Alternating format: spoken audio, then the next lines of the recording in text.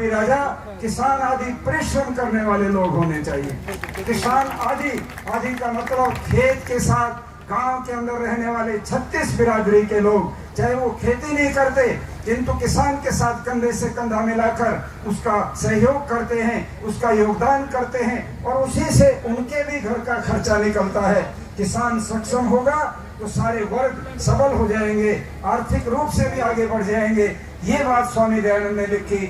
इसलिए स्वामी दयानंद गरीब के हितैषी हैं, किसान के हितैषी हैं, महिलाओं के बहुत मजबूत पुरोधा हैं। जब महिलाओं को पढ़ने का अधिकार उस जमाने में नहीं था तो स्वामी दयानंद जी सामने आए और उन्होंने शास्त्रार्थ किए कि बताओ किस शास्त्र में लिखा है कि महिलाएं पढ़ नहीं सकती।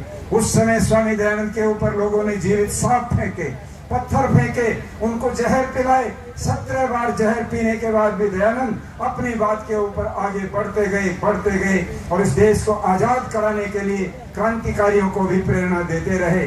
शहीद आजम भगत सिंह के परिवार के हमारे भाई किरणजीत जी बैठे हैं। जब वो पिछले दिनों भगत सिंह जी की शताब्दी मनाने पंजाब के अंदर लायलपुर जिला के बंगा गांव में गए थे, वहां पर लोगों ने इकट्ठा होकर हजारों लोग आ गए कि भगत सिंह का भतीजा आया है, उसको देखेंगे। तो लोग आए तो एक बूढ़े मुसलमान ने आकर के पूछा कि तुम बताओ, तुम्हारे दादा की जो जमीन है यहाँ पर वो तो उनके नाम नहीं है, बल्कि वो रेवेन्यू रिकॉर्ड में आज भी लिखा है आर्या दे बाग। जब ये सवाल किया तो किरणजीत सिंह के पास जवाब नहीं था, इनको नहीं मालूम था कि इसका क्या कारण है। वहां पर हमारे दूसरे साथी वकील राम मोहन राय एडवोकेट ने कहा कि मैं इसका जवाब दे सकता हूँ। दादा अर्जुन सिंह स्वामी दयानंद के शिष्य थे, उनसे उन्होंने जनेऊ लिया था। वो रोज हवन किया करते थे दयानंद की प्रेरणा से। उन्होंने अपनी जमीन आर्य समाज को उसी समय दान कर दी और रेवेन्यू में लिखवा दी कि आर्या दे बाग रहेंगे ये हमेशा, ये मेरी जमीन नहीं होगी। आप सोचिए कि कितना बड़ा योगदान स्वामी दयानंद का इस देश की आजादी में और इस देश के नव निर्माण में, नव जागरण में रहा है। स्वामी दयानंद की श्रृंखला बहुत लंबी है। स्वामी श्रद्धानंद, महात्मा हंसराज, लाला लाजपत राय, शहीद आजम सरदार भगत सिंह के दादा चौधरी सरदार अर्जुन सिंह, सरदार अजीत सिंह और फिर हरियाणा में चौधरी सम्मेलन को मुझे देता हूँ। जय हिंद, नमस्कार। परमात्मा आपकी जोड़ी को भी खाली ना रखे, आप बांटते रहो। बहुत बहुत धन्यवाद और ताकत परमात्मा आपको आगे साहस सामर्थ्य प्रदान करें। मैं चौधरी साहब को आमंत्रित करूं, उससे पूर्व एक छोटा सा गीत किसी दयानंद का बहन कल्याणी आर्या हमारे पास बैठे हैं। श्रद्धा की योगी जो बड़ी ही कुशलता पूर्वक मंच का संचालन कर रही है और जिस भूमि पर ये कार्यक्रम हो रहा है उस भूमि पर जिन्होंने जन्म लिया, मैं तो एक बात कहा करती हूँ, यहाँ पर कंकड़ के बहुत लोग बैठे होंगे। टंकारा की धरती पर महर्षि दयानंद पैदा हुए तो टंकारा की भूमि धन्य हो गई, अमर हो गई।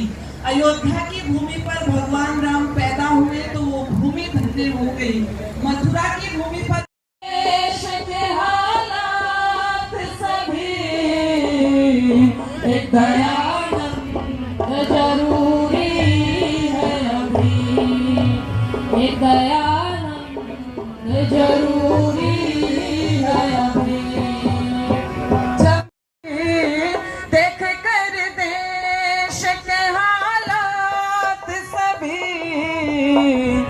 दयानंद जरूरी है अभी, एक दयानंद जरूरी है अभी, एक दयानंद जरूरी है अभी।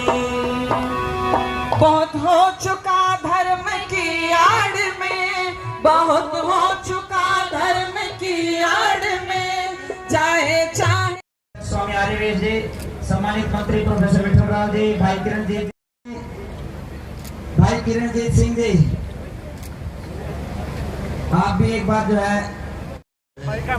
स्वामी आर्यवेश जी उपस्थित, स्वामी रामवेश जी और संचालन कर रहे स्वामी आदित्य जी और समारोह में उपस्थित यहाँ सभी दूसरे विधायक भाई सुभाष देशवाल जी और सरदार कुलतार सिंह जी के सपुत्र भगत सिंह जी के भतीजे चिरंजीत सिंह जी, प्रोफेसर वीरेंद्र जी, सम्मानित मंच चोपड़ा जी, सम्मानित मंच उपस्थित सभी मेरे आर्यजन, मातृशक्ति और प्यारे बच्चों और पत्रकार बंधु, बहुत देर से सम्मेलन चल रहा है और बहुत सारे मेरे से पूर्व वक्ताओं ने अपने अपने विचार रखे हैं और बहुत अच्छे विचार रखे हैं।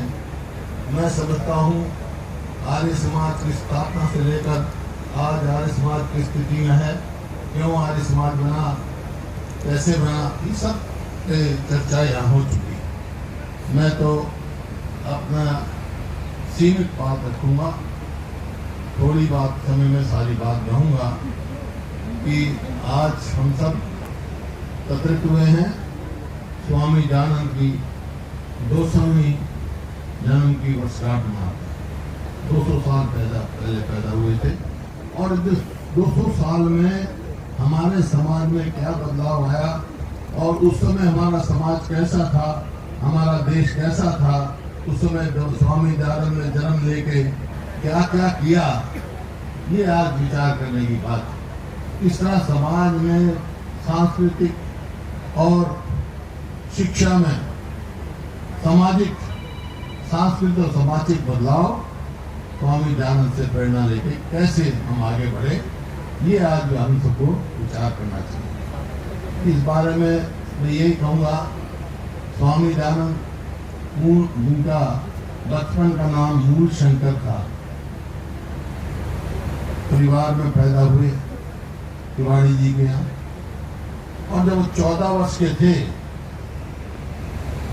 तो अपने पिताजी की प्रेरणा लेकर शिवरात्रि का व्रत रखा और जब व्रत हुआ रात को 12 बजे से मंदिर में गए शिव जी के में, तो उन्होंने अपने पिताजी से पूछा कि पिताजी शिव जी यहीं रहते हैं क्या? उन्होंने कहा नहीं, ये तो उनकी प्रतिमा है, वो तो कैलाश पर्वत पे रहते हैं। तो उन्होंने कहा, उसी समय स्वामी दयानंद जी ने ठानी कि मैं शिव जी को तलाश करूंगी।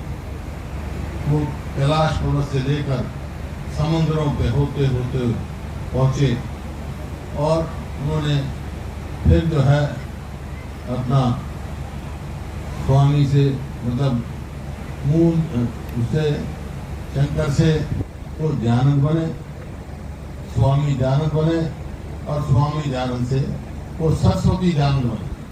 फिर दयानंद जी के यहाँ आए, पहले पूर्णानंद से आशीर्वाद दिया उन्होंने, और जब ब्रजानंद जी के यहाँ आए स्वामी जी के यहाँ, तो दरवाजा खटखटाया उन्होंने, तो अंदर से आवाज आई, भाई कौन है? तो स्वामी दयानंद ने कहा, महाराज मैं यही जानने आया हूँ मैं कौन हूँ। हालांकि वो वृद्ध हो चुके थे वृद्धानंद जी, लेकिन उन्होंने कहा तुम्हें जिज्ञासा है, हालांकि मैं तो शिक्षा देना छोड़ दी, लेकिन आपको मैं करूँगा। 2.5 साल उन्होंने कड़ी मेहनत करी, उनको वेदों से तो उनको बताया, वेद समझाए पढ़ाए, और 2.5 साल के बाद जैसा स्वामी जी कह रहे थे, वो जब गुरु दक्षिणा लेकर लौंग लेके गए तो उन्होंने कहा क्या जाए हो दयानंद? बोला जी क्यों लौंग खाते हैं? लौंग लेके आए। बोला 2.5 साल की परिश्रम का सिर्फ थोड़े से लौंग ले आए। तो कहा आप आदेश करो जी, मैं क्या कर सकता हूँ, करने के तैयार हूँ। तो स्वामी जी ने कहा ऐसी कोई चीज मैं नहीं मांगता जो नहीं दे सकते हो आप। आज हमारा, बोला फिर क्या आदेश है? बोला आज हमारा देश गुलामी की जंजीरों में जकड़ा हुआ है, आज हमारा देश रूढ़िवादी सोच में जकड़ा हुआ है, आज हमारा देश जात पात में संकुचित हुआ है, आज हमारा देश आपस में ऊंच नीच में संकुचित हुआ है। ये जो है शिक्षा फैलाओ आप, ये पूरे देश में घूम घूम कर आज़ादी की जो जगह से आप निकालो देश को, तो गुलामी की आज़ादी दिलवाओ और गुलामी की वो है उसमें समाज। फिर उन्होंने समाज सुधार आंदोलन जो चलाया हमारी त्रुटियाँ थी, और उसने एक आज़ादी की लड़ाई की नींव रख दी, इसमें कोई दो राय नहीं। और जब देश आज़ाद हुआ उस समय के जो कांग्रेस के अध्यक्ष थे सीताराम पति भैया, उन्होंने कहा कि आजादी की लड़ाई में आर्य समाज का बड़ा भारी योगदान है और इसमें कोई दो राय योगदान है।